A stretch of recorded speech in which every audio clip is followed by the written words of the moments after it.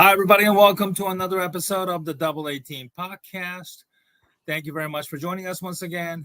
We are the Double A Team of Ken Fang, who is the associate editor of the Double A website, Awful Announcing. I'm your host, Stephen Nagishi. And Ken, great to catch up with you once again.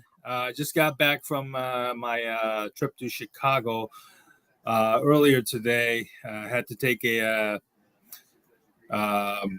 Amtrak, spend a couple of hours overnight in Toledo and take a bus, and dealing with a little bit of scratchy throat, unfortunately. But nonetheless, I'm feeling good enough to kind of push it through tonight because there's so much things to certainly talk about in the world of sports. Yes. So we were going to do the look back at the week 2 of the NFL in our early preview of week 3 of the NFL this Sunday. But we have to start with a big, somewhat of a breaking news. Shohei Ohtani has just reached the 50-50 mark as the Dodgers are playing down in Miami to play the Marlins, and he has gone 6 for 6 tonight in a game that is still ongoing. He hit number 50 earlier before we went on a show, and then I just found out from Ken that he has just hit his 51st home run of the season. So he is 51-50 for the season, and it is a remarkable feat that certainly no one has ever has accomplished in the long history of baseball, and it is simply put, it's an amazing accomplishment what he has done this year, in spite of all that he has had to go with. And Ken, give me your thoughts personally on his remarkable season and the accomplishments that he has had so far. Well, let's just put today in perspective, okay? He hit 3 home runs today. He went 6 for 6 against the Miami Marlins. He is now at 51 home runs and 51 stolen bases. He got 51, 10 RBI just today, Stephen. Just today. Yep. Just amazing. The guy is he's one of the greatest players. He's the greatest player alive right now. There's no doubt about that. Anyone who says anything different should have their head examined. I know Yankee fans are going to say that Aaron Judge had the better season. Okay, you can make that argument, but Shohei Ohtani at the plate, we can't show that because of copyright issues. Don't play the video, but just amazing about what he's done. And there's no doubt he's going to be MVP. And he gets, unlike the last few seasons where the Anaheim Angels did nothing for him, Stephen, he gets to go to the postseason. And unless, again, Stephen, please don't play that. We're gonna get a copyright strike. He's just an amazing player. Like I said, he'll go to the postseason. We saw in the World Baseball Classic when he faced Mike Trout and struck him out last year, a couple of years ago, in the finals of the World Baseball Classic, that he's an intense player. He likes the pressure. He can perform in this, Stephen. And I have a feeling that he's just going to be doing great things in the postseason. Now, granted, we saw last year how the top seeds didn't fare well. But I think that now with 1 year under their belts, under the wild card system, I have a feeling that the Los Angeles Dodgers are going to be ready, and I think that they have to be a favorite for the World Series this season, at least to get to the World Series, and we'll see what happens after that. But wow, I'm just amazed, Stephen. I'm just very happy for Shohei Ohtani, especially after the dark cloud that he came into the season with his translator, and people just totally thinking that he was responsible in making bets, which we found out was not the case. His translator was basically embezzling money from him.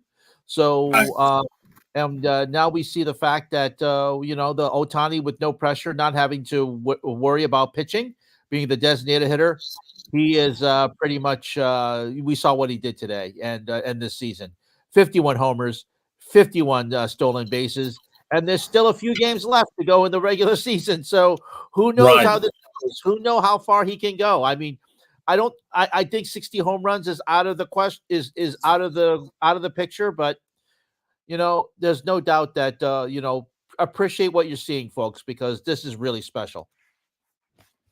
Yeah, no doubt. I think Jeff Passan pretty much summed it up very, very well of all the things that he has had to go through. The reconstructive elbow surgery. We talked a lot about the Ipe Mizuhara gambling scandal quite often on this show when the baseball season began, Ken. But there is no question what he has done. He is the sole proprietor of 50-50 all by himself now. And I don't think that there will be anybody who is maybe close to ever. There could be some, down the road that could certainly join. If Ronald Acuna can stay healthy, he could definitely get into that 50-50 club. I know he came close to doing so last year with the 40-70, and I think he ended up winning the NL MVP. But, the problem with Acuna has always been he just can't stay healthy for whatever reasons, despite his immense talent. So, Ohtani can definitely see somebody join, just as talented as he is, without question. But for now, I think that, 50-50 is all by himself. He's the person who created the club, and anybody else who joins the 50-50 club moving forward is just, just another member who is joining that club. And it is certainly an amazing accomplishment. I know we discussed a little bit about Ohtani's MVP candidacy because he is a 100% DH, and that there are people, traditionalists, that may not gravitate towards the DH being the MVP. Which, if that is indeed the question that some voters decide to withhold against voting for, Ohtani for the MVP, then we have to question why do we have a universal DH rule in the first place? Yeah, right. If that is indeed the case, and then no DH, then we should just get rid of the DH altogether. If that's the problem, yeah. I've hated the DH ever since it came into baseball in 1974. It was supposed to be a 3-year experiment, a 1-year experiment, to be honest with you, Stephen. And then the American League had it. It was for the longest time, up until about 2020 or so. It was the American League had the DH, and the National League did not. I've never been a fan of it, but you know what? It's here to stay.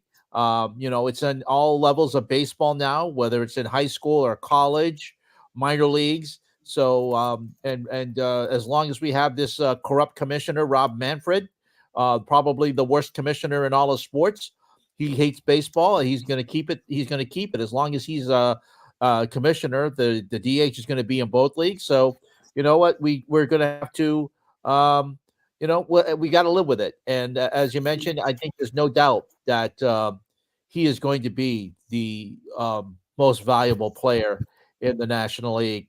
There's nobody else, really. Who else could there be? I mean, he's run away with it, and he's part of the team. Yes, you have other players, like the Dodgers have a great team, loaded with stars, but there's no doubt that Shohei Ohtani, Stephen, is the face of the Los Angeles Dodgers, and he's the face of Major League Baseball, and he's a draw. People want to see him.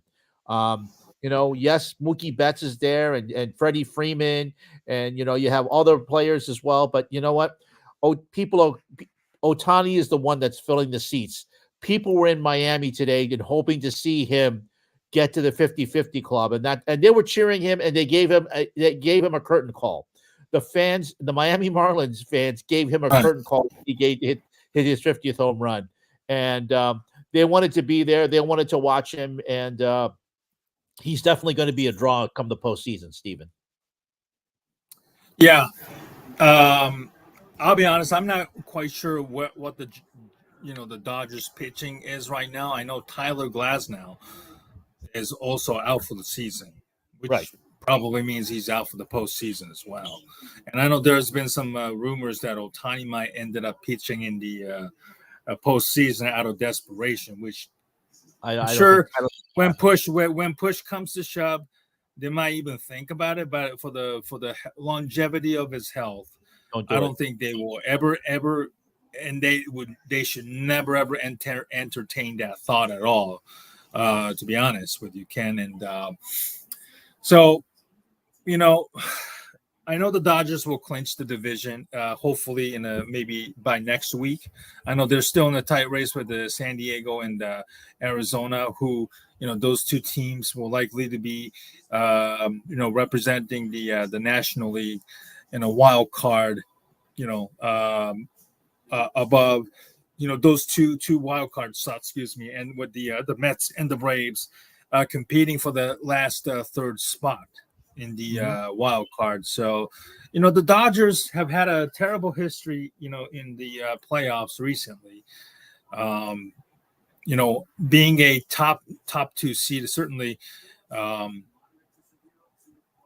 there's going to be a gap if you're a number one seed. So if the Dodgers do ended up getting the top seed and having to wait for the winners of the wild card that will face them, there's going to be some gap that they have to overcome, which is a difficult thing to do. And the Dodgers, unfortunately, have been on the end of the victim. They lost to San Diego not too long ago, 2 years ago, I believe.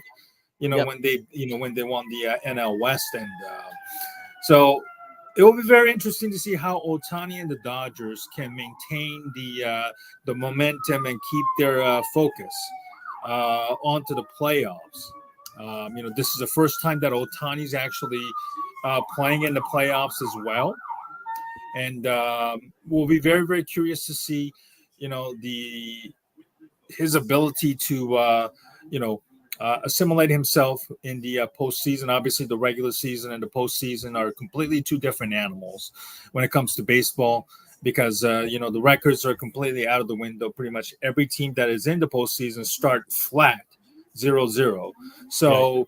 Just because you have you have the best record in National League, AL, American League, or even in the Major League altogether, doesn't make you an immediate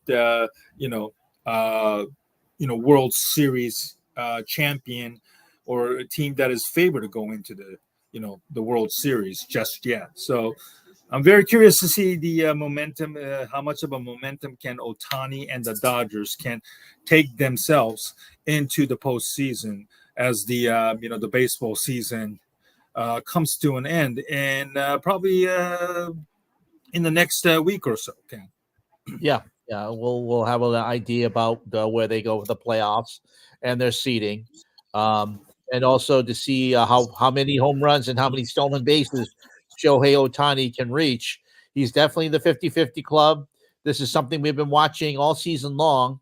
And the fact is that he is such a great all-around player. Of course, as you mentioned, the Dodgers shouldn't even entertain a thought of pitching him, even if no matter how desperate they are for pitching. They've got to rest that arm. I know he's been doing some long toss every once in a while, but that's all he should be doing. We talked about this last year when we knew that he was going to have issues with his arm, that he wasn't going to be throwing this season. We knew the fact that he was just going to be basically a DH. We've seen the results of that, and apparently Steven's got some. They're not coming for you, are they? They better not be coming for you, the police. Anyway, I have no idea what that is. Okay, no problem. Don't worry about it. Anyway, but I apologize for the loud noises there. Hey, folks. It's okay. But let's just hope that what we're seeing is really appreciated. And like I said, the Dodgers shouldn't even entertain the thought of throwing him in the postseason. He's not even close to being in shape to have his arms stretched out to be throwing. So we'll worry about that next season, Steven. We don't know when that's going to be. He's got a whole season to rest his arm, off season to rest his arm. And really, to be honest with you, if I'm the Dodgers, I don't entertain a thought about pitching him until maybe midway of the 2025 season, because Tommy John surgery, of course, is just it's when you think of Tommy John surgery, you think about the recovery, you think about yes, pitches have come back, but there's a reason it's called Tommy John surgery, because you're taking the tendon out of one arm and putting it in the other, and you have to make that recovery, and that tendon has got to pretty much adapt and into the new arm. So let's hope that Shohei will be okay. In the meantime, he can just keep hitting, and we're seeing the results of him not having to worry about pitching. We're seeing the fact that he's concentrating on hitting. We're seeing absolute greatness this season, Stephen. Absolutely. All right, let's switch off to another baseball topic that, since I had just come back from the city of Chicago, where I was born and raised in. And I want to thank my friend Rashab Shakiri, a.k.a. The Windy City Productions, from the YouTube channel that you have seen in the past, that I do live stream talking about the Bears and the NFL. And by the way, we are scheduled to do a live stream this upcoming Sunday when the Bears face the Colts, and we'll have more information on that one as well, along with Rashab's X and YouTube channel as well. So we look forward to having you on there. Biggest story out of Chicago, of course, is the Chicago White Sox, which has been an utter disaster. That they have already lost 117 games, which is the MLB record. And, Jeff Passan actually released a piece about having to spend 24 hours with the Chicago White Sox. And, he just kind of posted as if it's some sort of a, happy. Well, I wouldn't say happy, but here, he said that, he came away, heartened just by how well adjusted the players are. And, there are only three losses, from tying I believe 1962 New York Mets for the worst record, most losses in a season. And, they have to lose 4 more to break that dubious record.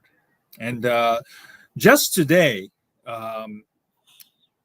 a skating article came out about the White Sox and their disastrous season, which runs deeper than many people think. This came out by Ken Rosenthal and Brett Giroli, I believe. I hope I'm pronouncing it correctly, from The Athletic. In terms of the coverage, which is a more deeper, more delved inside, as they look back into, Jerry Reinsdorf's ownership, him meddling and having deeply involved in everything from broadcasting to analytics to scouting to all kinds of stuff, which is a skating article. And there was an even quote that saying that Reinsdorf, he would advise that his family to keep the Bulls and sell the White Sox upon his his death. I jokingly said somebody that it's only a matter of time. Yes, it's either his death, he gets killed, or he gets indicted for something like Donald Sterling type of stuff at this point. That the White Sox fans are not really wishing for, but it has to, unfortunately, sadly, has come in that point right now. It is a low point, and there's no end in sight, because general manager Chris Getz, a former major league player himself, who was a farm director with the White Sox, which produced one of the worst farm system in all of baseball because of terrible scouting and drafting. He's the GM now. He has indicated last week, I believe, that they're going to cut payroll, and that there really ain't going to be much of a difference in the Chicago White Sox in 2025.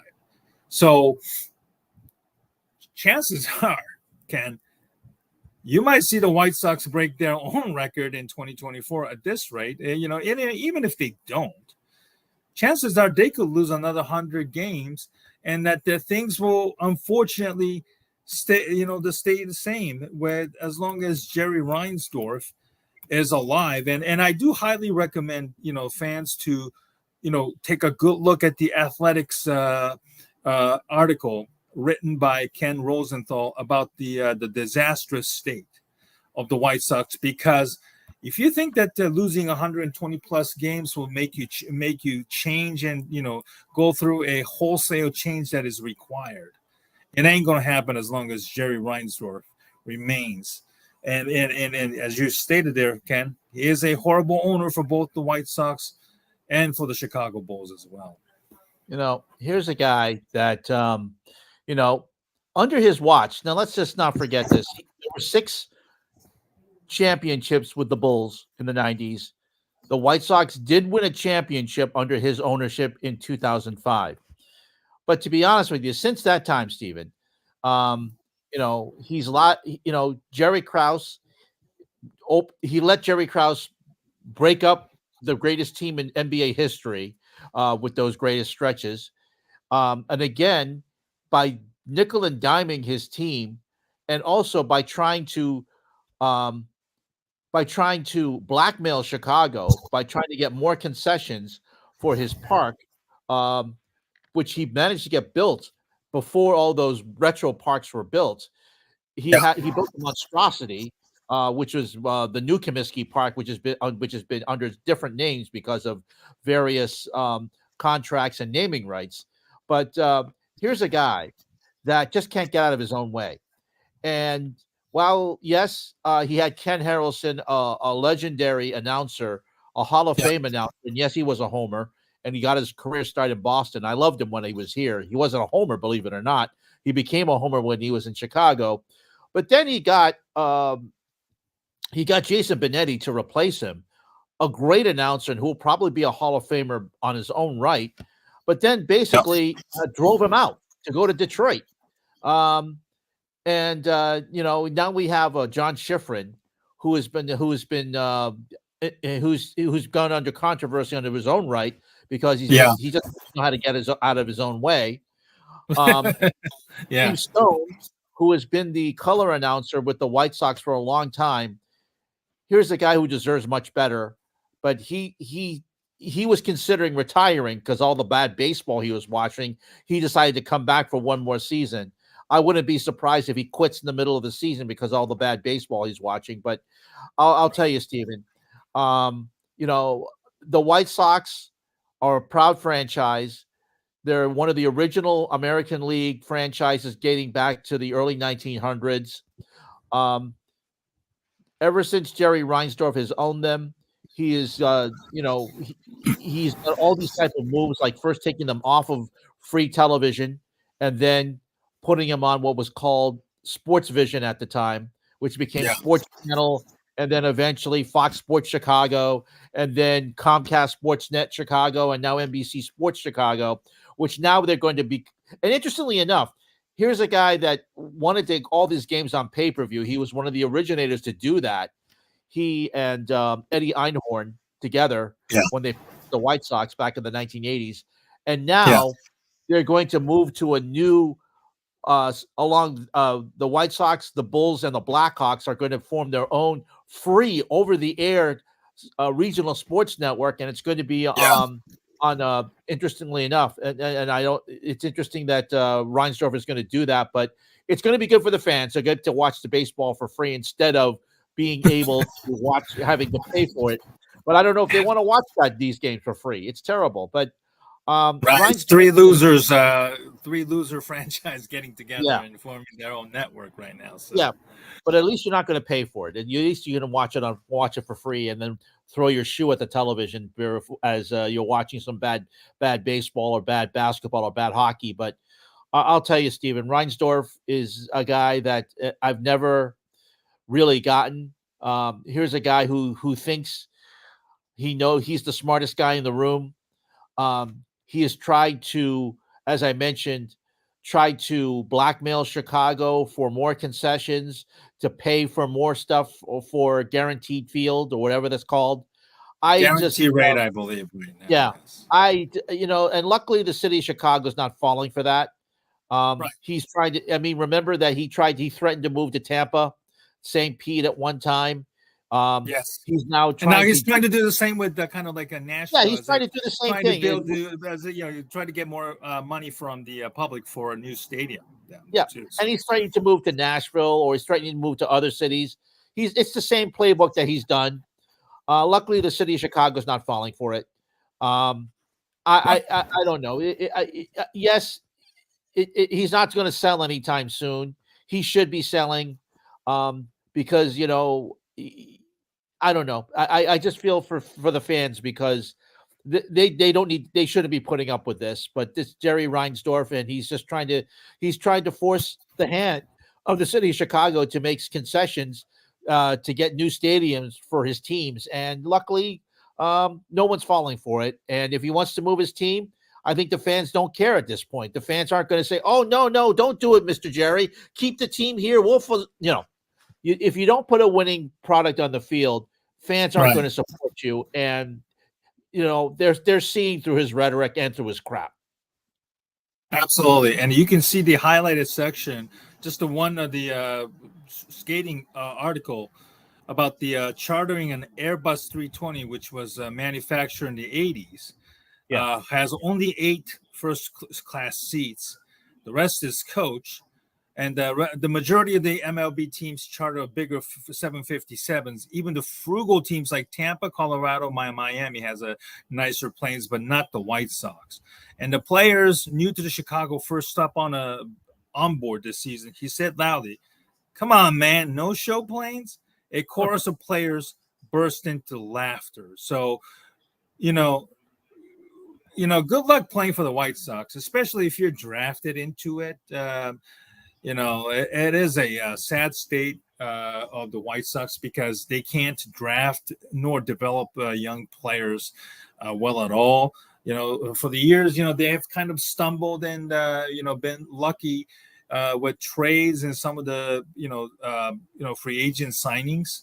But bad drafts and signings have really, really caught up to this franchise who back in 2021 won the American League Central and was ready to, to take off. And now, 3 years later, you're looking at a 120 plus record and probably, replace the 62 Mets as the worst franchise in modern Major League history, which obviously hurts the morale of the players and the fans, but it certainly doesn't. It's kind of like a fallen on deaf ears to Reinsdorf. And I'm a Cubs fan first and foremost, and I've been frustrated with the Cubs and the ownership under Tom Ricketts.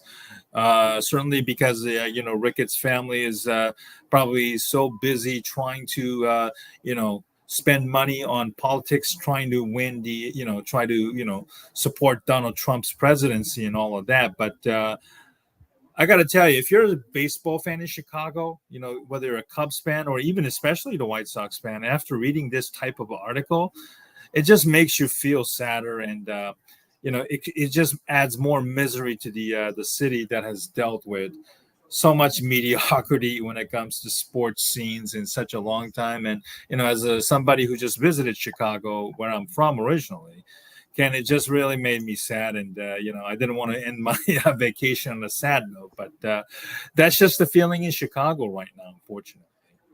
Yeah, I mean, in the aughts, there was some really, it was really great to see because the Blackhawks have won 3 Stanley Cups. You had the Cubs winning their first World Series in over 100 years in 2016.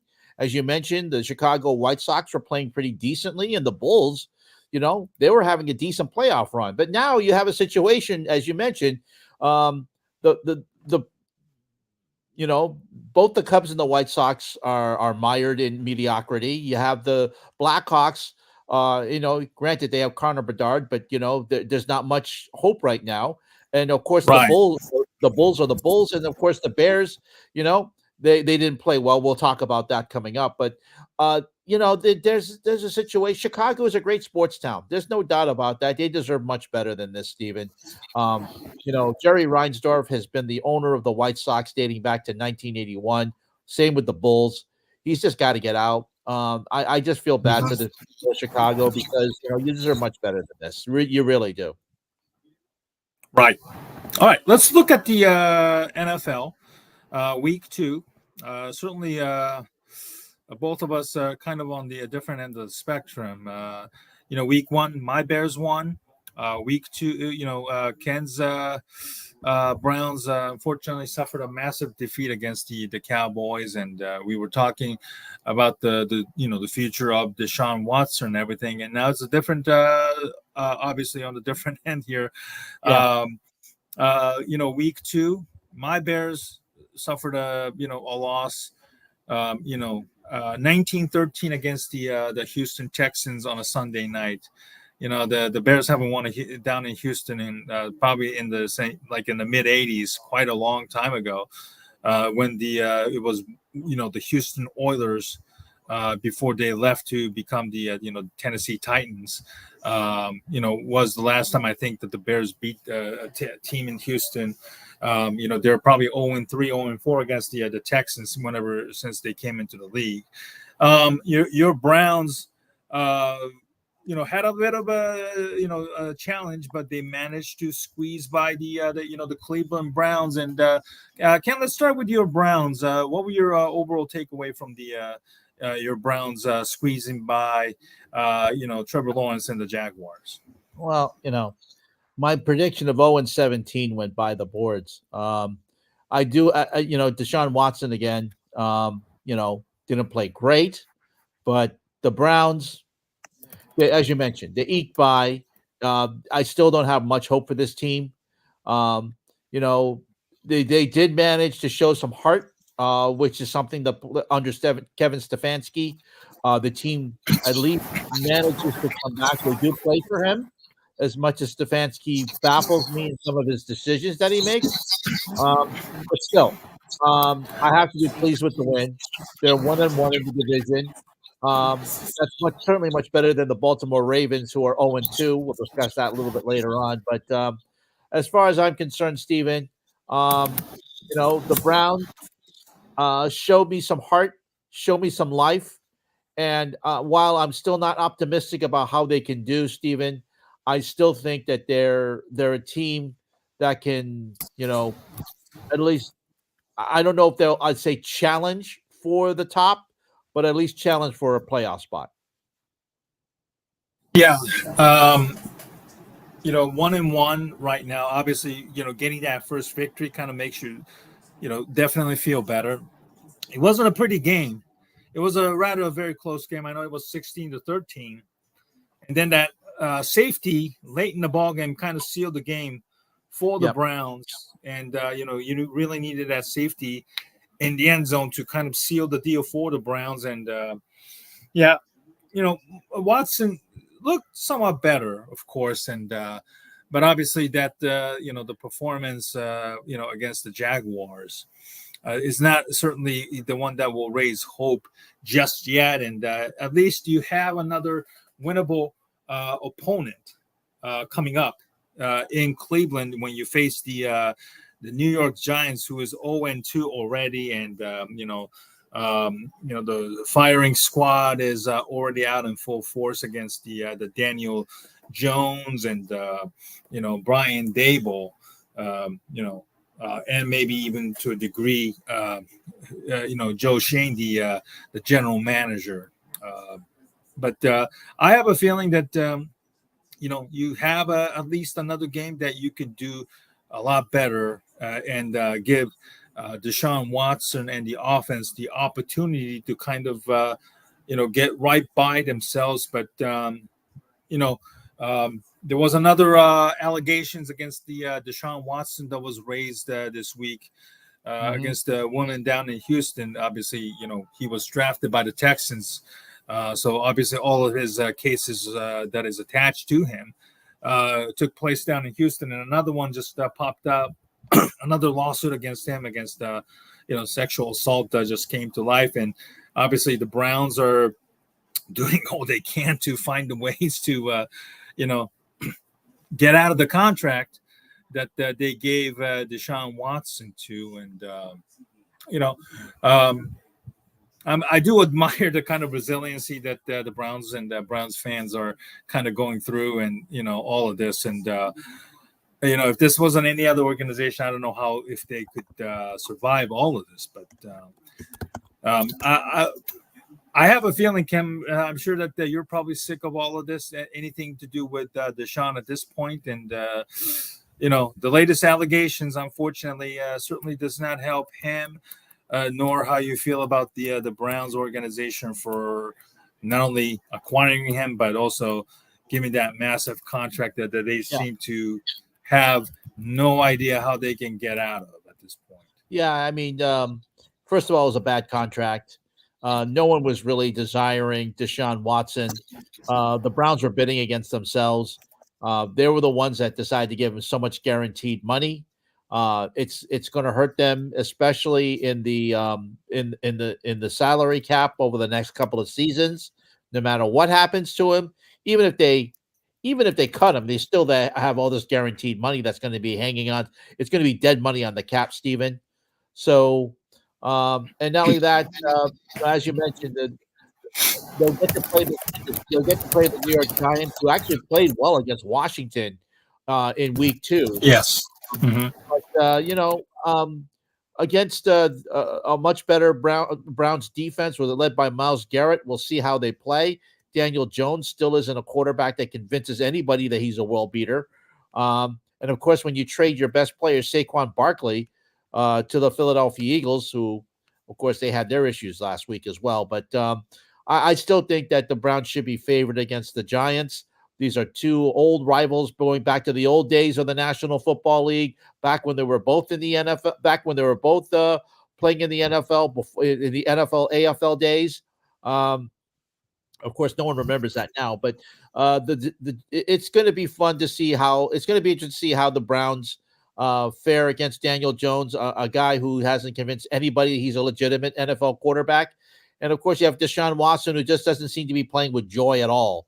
And you have, as you mentioned, he has these allegations against himself, sexual assault allegations. So we'll see what happens. I think the Browns should win this game easily, but I don't put a pass into playing down to their opponents.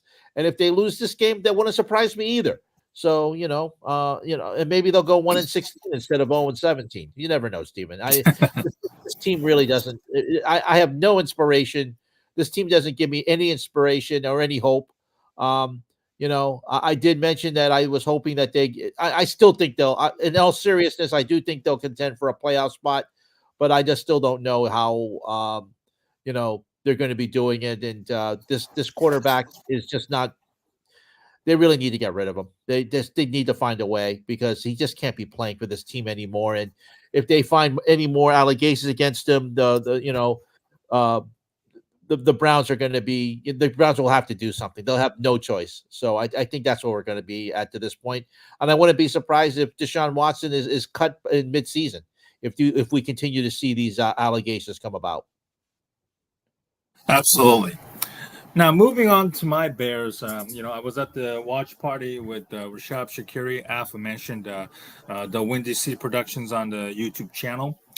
We were at a bar across the street from the Wrigley Field that night, and it was a pretty, unfortunately, not a good game.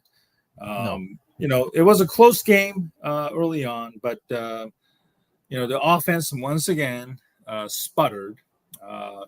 Caleb Williams started off very, very well. He completed, I think, his first 7 or 8 passes. Not a lot of yardage, but it was just a very short yardage type of passes. And as the game went on, the pass protection really, really started to break down.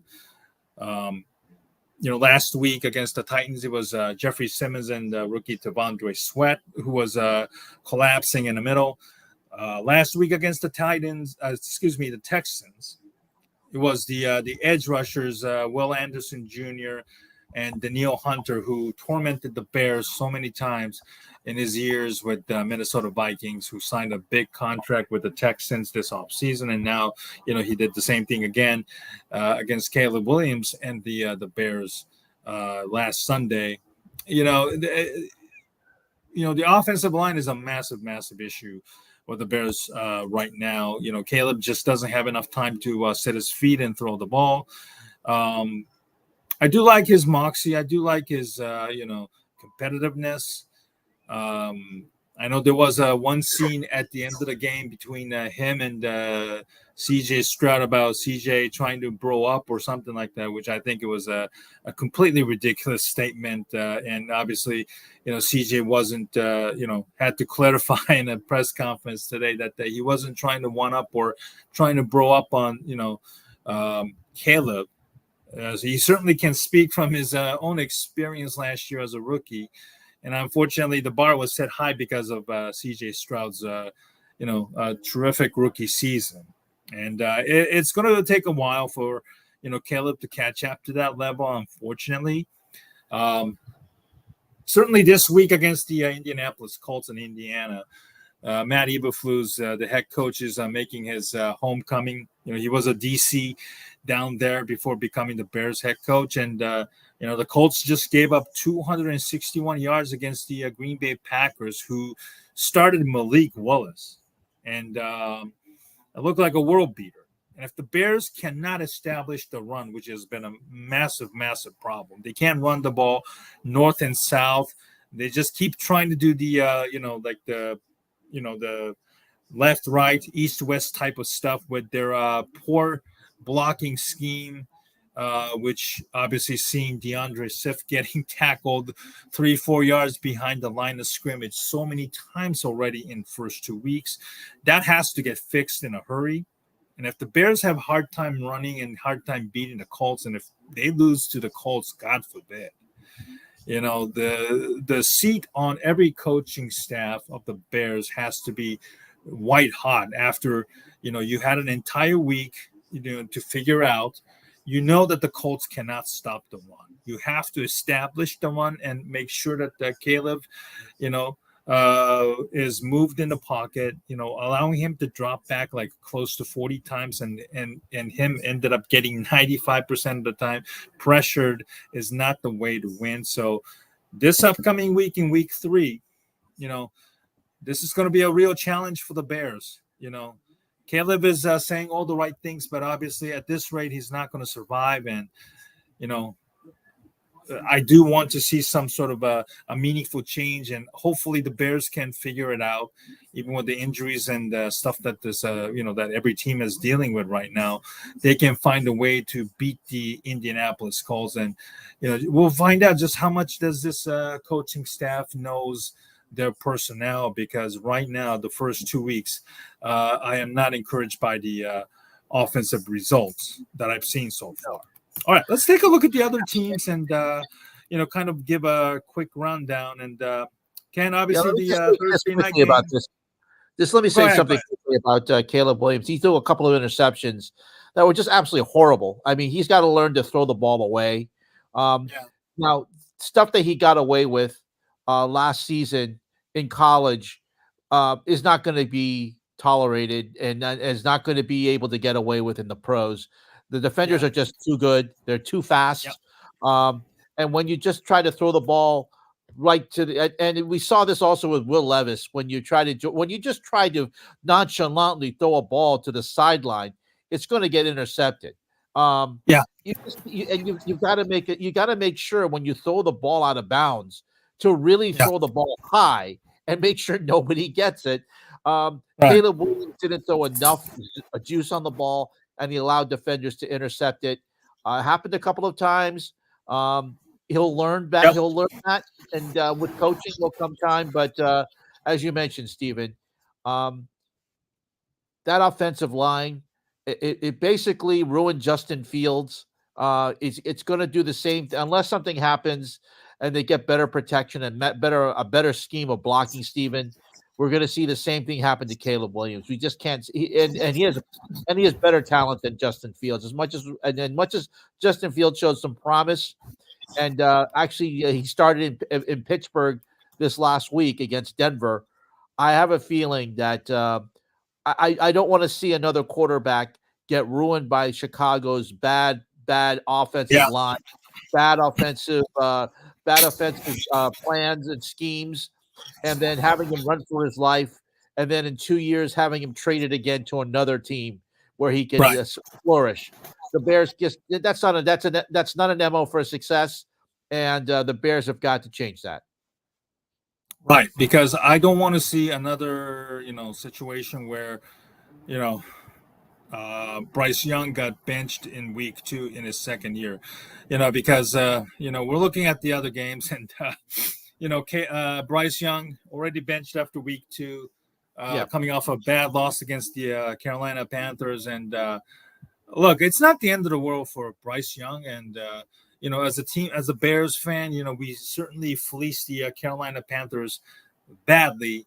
And, obviously 10 out of 10 times, I'll take this trade over anything else. And I'm not going to crap on Carolina Panthers, but obviously we discussed a little bit earlier about how bad of an owner Jerry Reinsdorf is in his skating article on The Athletic, the current situation with the White Sox. And, David Tepper of the Carolina Panthers, he is, I think, no better than Jerry Reinsdorf is. It's kind of like neck and neck as to who is the worst owner in sports is right now, if you ask me, Ken. And, I think there is no question. I think Tepper has had some sort of a hand in this decision-making.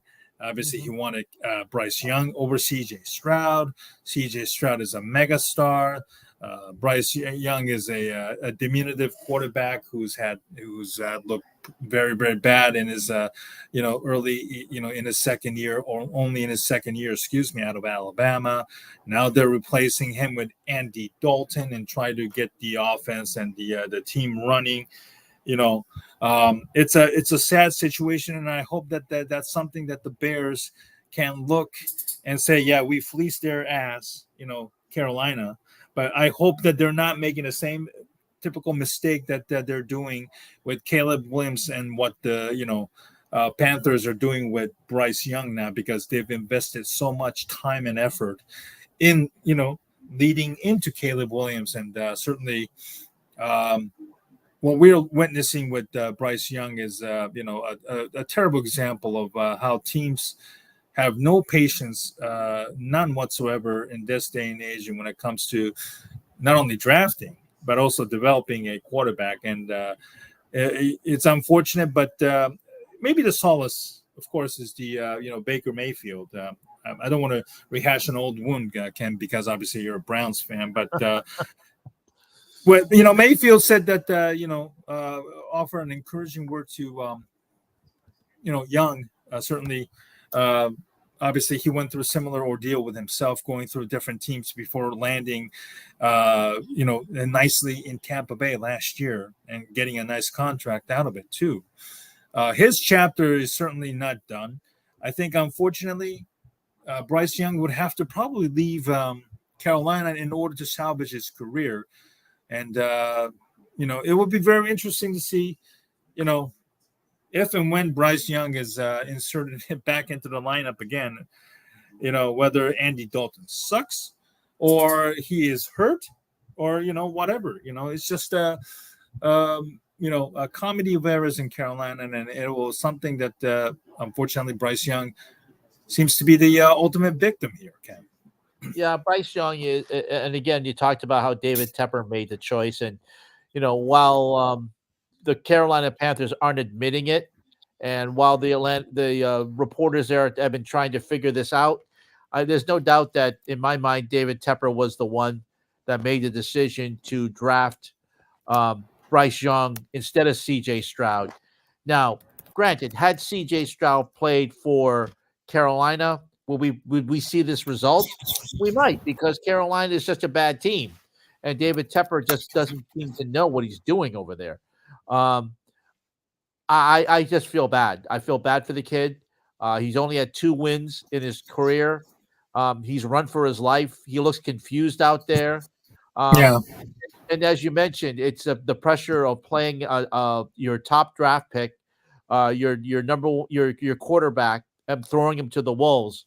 Whereas the Patriots have chosen a different route with their quarterback Drake May and allowed Jacoby Brissett to play this year and let May sit and watch. And we saw this with Jordan Love with the Green Bay Packers. He sat for basically 3 seasons while Aaron Rodgers was there. And Rodgers did the same thing when Brett Favre was the quarterback. And now we're seeing it used to be the norm. It's no longer the case. You throw your rookie quarterback out there and just throw him to the wolves. And if he's not ready, this is the result of what we see with Bryce Young. CJ Stroud luckily had the talent last season, had a great year. And as you mentioned, is heading for megastardom. But when quarterbacks are just a crapshoot. You don't know how they're going to play until they get out there. But some of them, like a Drake May, could use and make the benefit of sitting for a year. Nothing wrong with doing. Yes, you're paying them a lot. Yes, because of the number one, because he was drafted in the first round, you're paying him a lot. But at the same time, you don't want to ruin the guy. The Patriots did that already. They did that with their previous quarterback. So Mac Jones, yeah, exactly, and he's considered a bust now. So you just don't want to do that. You don't want to put pressure on young quarterbacks when they're not ready. And the Patriots are doing a very good job this time with Drake May. The Packers did that with Jordan Love. The Bears should have done. They tried doing it with Justin Fields, but they felt they had to play him.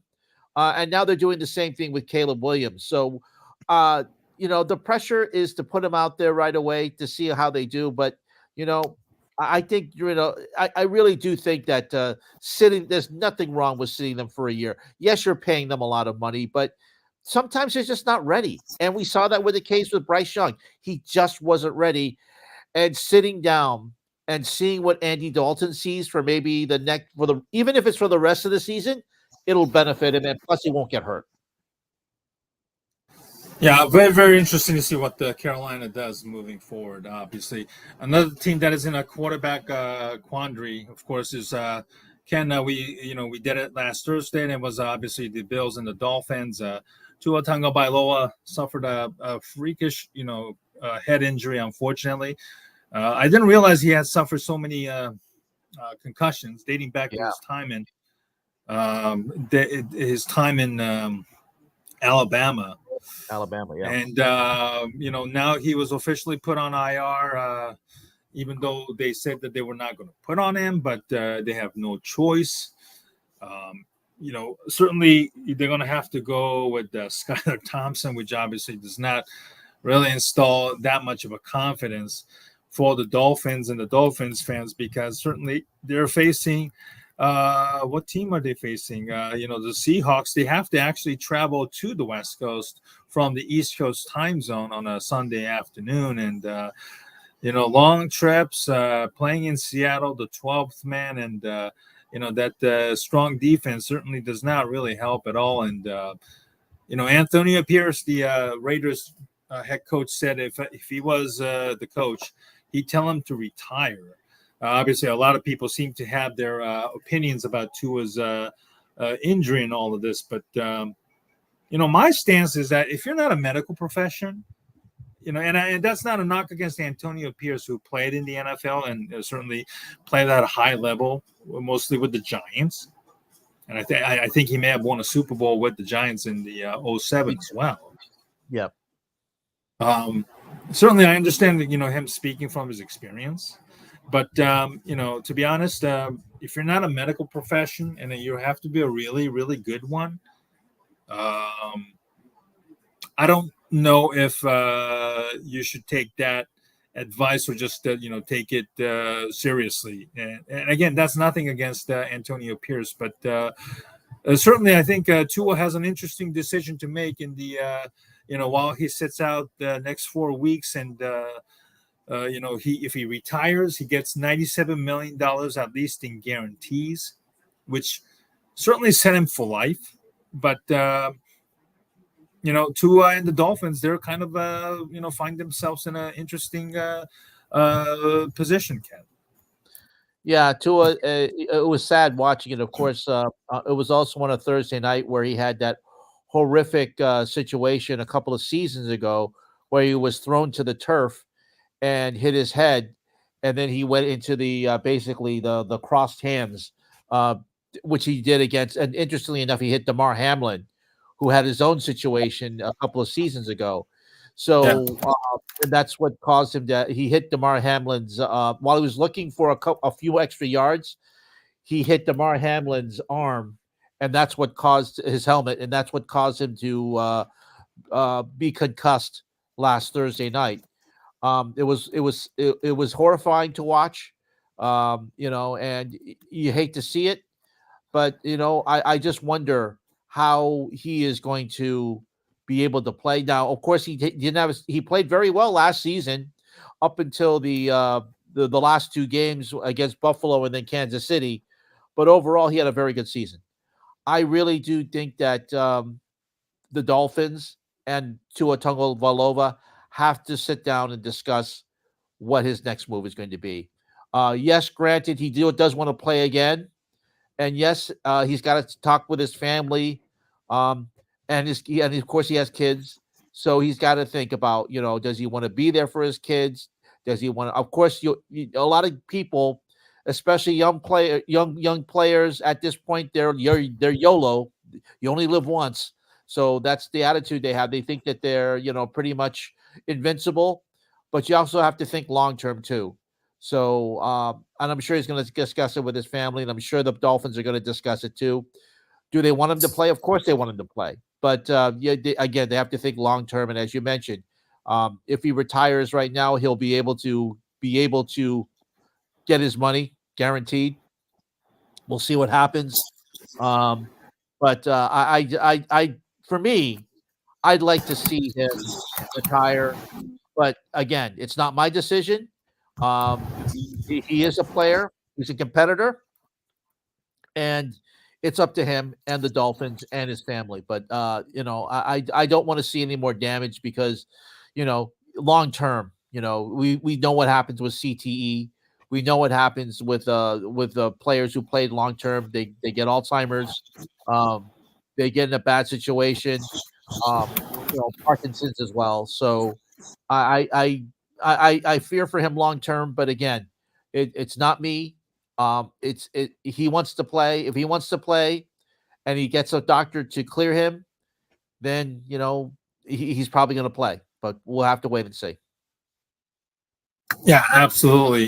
Tua's certainly that. The way he ran into Damar Hamlin's chest was really, really awkward. He could have probably slid there. Yes. Obviously, that was the first big no-no there. So, whatever he makes a choice, certainly, obviously he took a lot of advice and a lot of, informed information from the experts into consideration. Let's hope he does, and that he makes a wise decision. And if he can, if he decides to come back for it, good luck. Obviously, he's somebody that the Dolphins have invested a lot of money now, and there's no looking back on his, choices. And I hope he does make the right one, no matter what, moving forward. All right, let's kind of look into the week 3 of the NFL, Ken, here. Certainly, there are teams that are, 2-0, 1-1, and 0-2. Your Browns, obviously, hosting the Giants. I expect this to be a pretty easy game for you guys, hopefully. As long as you can pressure Daniel Jones, I think it's a win. The Saints are a surprising 0-2 team. They blasted the Cowboys last week in Dallas. You face a wounded Eagles team that lost in the last second against the Kirk Cousins and the Atlanta Falcons on Monday night. Now you go into their territory. There's a bit of a discontent within the Eagles organization. Nick Sirianni certainly kind of seems to be on the hot seat now. Seems to be pointing a finger at the a lot of people aside from himself there. So this is going to be a very interesting game. And another one here, as you can see on the next one, 2-0 teams facing each other. Texans against the Vikings.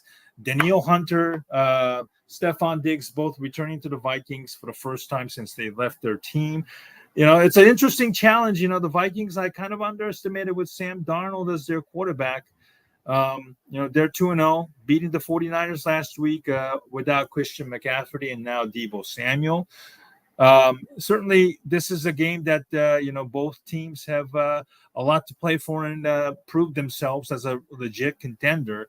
The Texans did a beating on my Bears, and let's see if the Texans can do the same with the Vikings, with Justin Jefferson suffering a quad injury last week. The Dolphins head to Seattle, obviously, without Tua for the first time. Panthers without Bryce Young heads to the Vegas to play the Raiders. Another 2-0 teams face each other, Chargers and the Steelers. I'm not really all that surprised that Jim Harbaugh has been able to turn around a struggling Chargers. Steelers with Justin Fields gets another start. Up in Seattle, this is going to be very interesting, for a West Coast team to travel all to the East Coast. It's usually doesn't, bode well because of the time zone difference. But, the jury, in my opinion, Ken, the Steelers out on both the Chargers and the Steelers as a 2-0 teams. And, whoever wins this game at least can, set themselves up, nicely, in my opinion.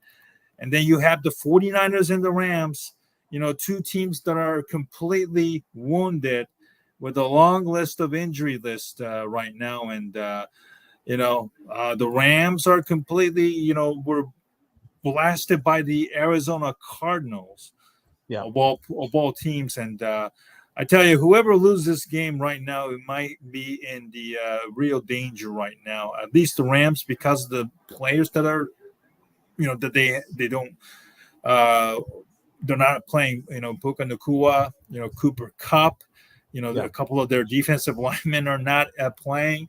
I don't expect the Rams to be, a good anytime soon, in my opinion. The Lions suffered a heartbreaking loss to Tampa in Detroit last week. Now they have to go to Arizona, who, as I mentioned, blasted the Rams. They welcomed them in the desert, and this is a very, very challenging game for Dan Campbell and the Lions. They should not be taking this game lightly at all. And then the final afternoon game, Ken, this is a very interesting one. You have the 0-2 Ravens and the Cowboys, who got their butt kicked by the Saints in Dallas. They welcomed them again. I wonder, is this a CBS game or is this another Tom Brady and the Fox CBS game? Oh, okay. So it's Tony. I'm sorry. That's a Fox game. That's on Fox. Oh, okay. So it's like the third straight Tom Brady game, obviously. Calling the Cowboys for the 3 straight weeks in a row certainly helps get your, chops much better in the announcing game. Ken, which 0-2 teams, in your opinion, have a lot to play for, and which team, are kind of like in danger right now? You have the Rams, you have the Ravens, 0-2. Certainly, I think the Colts, obviously another 0-2 teams, but what are the most notable 0-2 teams like the Ravens and the Colts, and among others, even the Jaguars, I should say, Bengals too? Which team do you say, okay, they still have a shot? Ravens, of course. I hate to say it. The Ravens, I think they're going to right the ship against Dallas this week. This is going to be an angry team because they lost to the Raiders last on Sunday. They really didn't have a business losing, to be honest with you.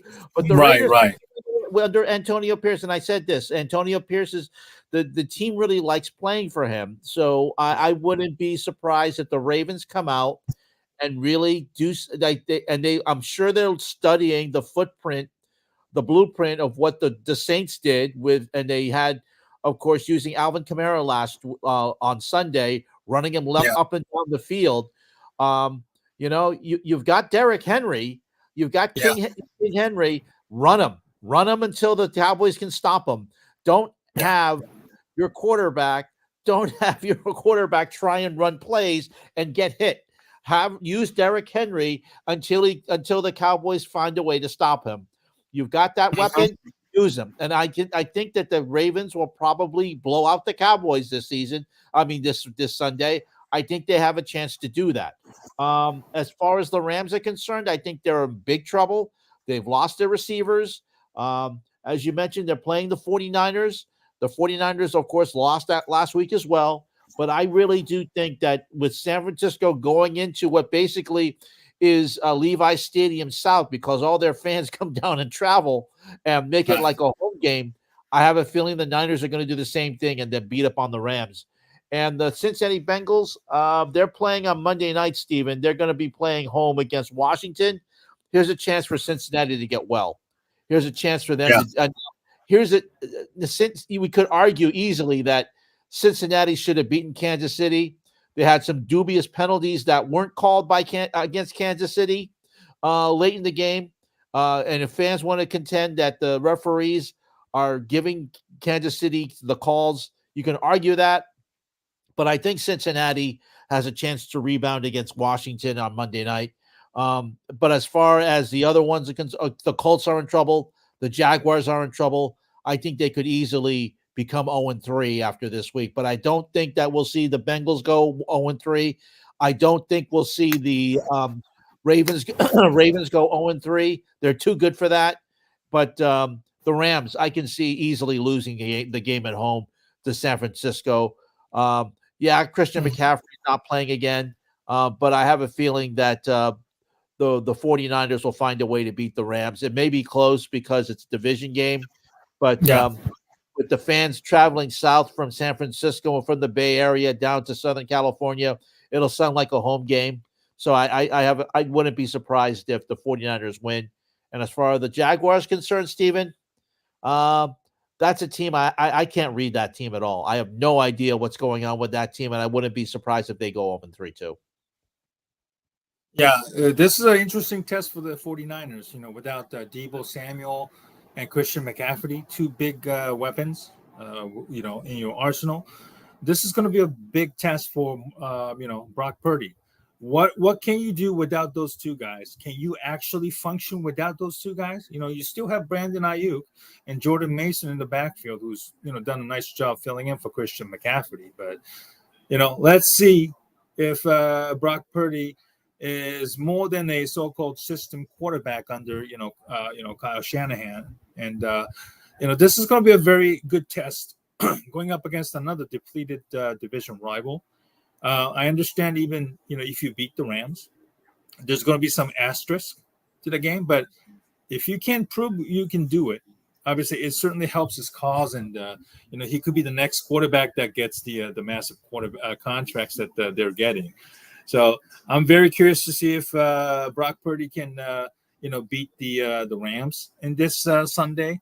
I'm very curious to see, after the Falcons coming off an emotional victory on Monday night, they welcomed the defending Super Bowl champs. Do they have anything left in their tank? The Cowboys, 1-1, they got they got blasted by the Saints. Is that angry feeling? Is the Cowboys? Do they have anything in it? Or will the Ravens, come in and just basically, steamroll them with Derrick Henry and Lamar Jackson running all over that poor Cowboys defense under Mike Zimmer. So there are some interesting, timeline and the storylines to look at the Week 3 of the NFL, and we look forward to having another discussion next week, Ken and I myself, and we look forward to having look back at the Week 3 of the NFL, and then look forward to the Week 4 of the NFL, and of course we will have probably a little more idea of who will be qualified for the MLB postseason, as well as the the teams start to clinch divisions and so forth. So, well, Ken, listen, I appreciate you doing this. Obviously, I wasn't kind of under the weather, with a scratchy throat, having returned from vacation, but I'm glad I was able to pull through with your help and support. And Thank you very much, and look forward to doing this again next week, same time, hopefully, and then look back at the week 3 week, and then look forward to the NFL in week 4, and talk more sports with you on the Double A Team podcast live stream. Thank you very much, Stephen. And don't forget, you can watch us our previous shows on the YouTube channel. It's under my name, Fangs Bites, and it's all archived there. All of our shows, including some of the guests that we've had over the summer. I keep saying that I keep hoping to get a guest who is well known in soccer circles and does commentary for MLS games. I keep hoping to get him. We'll find out if we get him next week. Obviously, he's busy calling the MLS games because he had an MLS game last night, and he'll have an MLS game calling for Apple this week. I think I've given you a big clue who that might be. If you don't know soccer, then that's fine. But anyway, we hope to have him coming up in the next couple of weeks. In the meantime, thank you very much for watching. Thank you very much for being with us. And Stephen, have a very good week in sport, and I'll talk to you next week. Thank you very much for watching us, and we look forward to seeing you on our next episode of the Double A Team podcast live stream. Good night, everybody.